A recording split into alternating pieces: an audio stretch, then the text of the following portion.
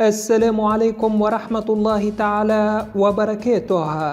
الرجاء الاشتراك في القناة مع تفعيل زر الجرس حتى يصلك كل جديدنا. موعد مباراة النادي الافريقي القادمة ضد النادي البنزرتي في الجولة 19 من البطولة التونسية والقنوات الناقلة. يستقبل فريق النادي الافريقي نظيره فريق النادي البنزرتي على أرضية الملعب الأولمبي حماد العقربي برادس ضمن مباراة الجولة 19 من البطولة التونسية. وستقام المباراة المرتقبة بين الفريقين يوم السبت الموافق لل31 من جانفي 2026 في تمام الساعة 2 ظهرا بتوقيت تونس والجزائر والمغرب، 3 بتوقيت مصر وليبيا والسودان.